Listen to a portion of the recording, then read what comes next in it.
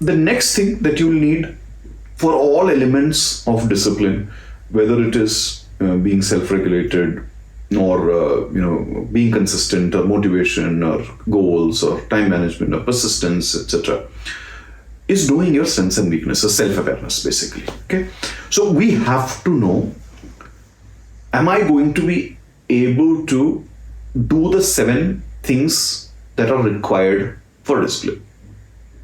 Simple, clear.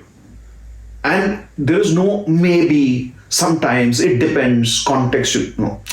Let's leave all of these conditional words out. Yes or no. So it has to be very clearly clear strength or not a strength. So if something is not a clear strength, then it's a weakness or it's a developing strength. Put it like that. Be very clear with yourself. And this is where many of us need to learn to be very honest in life. Don't give all these contextual answers, because look, at the end of the day, when you get your results, it's not a contextual result. It's a result that you've got in life. So that's where this element of self-awareness needs to be. So if you're on the journey to achieve something, if you need to be disciplined, then you need to be very self-aware that what are your inherent challenges and what are your inherent strengths. How will the strengths manifest at certain points in time? How will those weaknesses manifest at a certain point in time? And if you don't have that self-awareness, if you don't know what to be self-aware about, then sit with somebody who knows you well. Discuss the task, the challenge that you're going to take up. Discuss the journey that you're going to travel. Discuss that job, the project, the new skill that you want to learn. Discuss the sport. And then have that conversation with the significant other to say, hey, you've seen me in other aspects of life and I'm trying to do this new thing. I'm trying to be disciplined, and through discipline, I'm trying to achieve this. What do you think are going to be my natural strengths and my natural challenges? That appreciation has to be there. The other thing, and why I said self-awareness is also something that needs to be there for your overall life, is for any one of us, we need to have this habit of writing our own report card.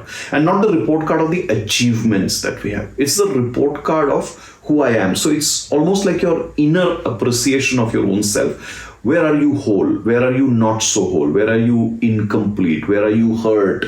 Where are you hurting constantly? Or where do you have these reactions? What tends to throw you off course? What are your hot buttons?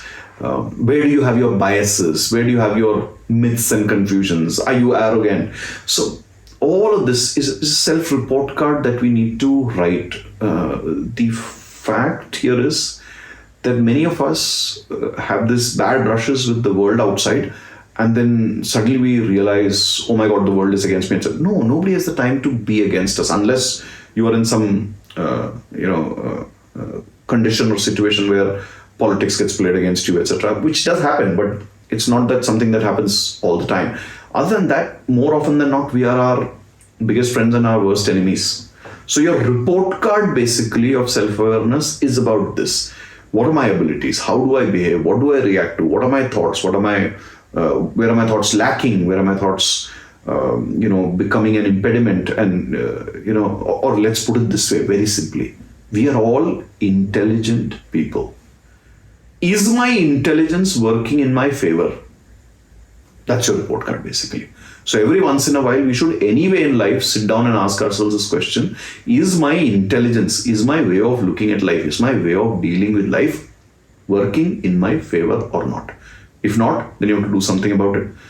If it is, then wonderful. Then that intelligence is going to take you forward. If that intelligence is not helping you, then acquire the intelligence. Now that intelligence can be termed as so many qualities that we need to do various things. And that's where self-awareness basically helps, both with being disciplined and in general being a good human being.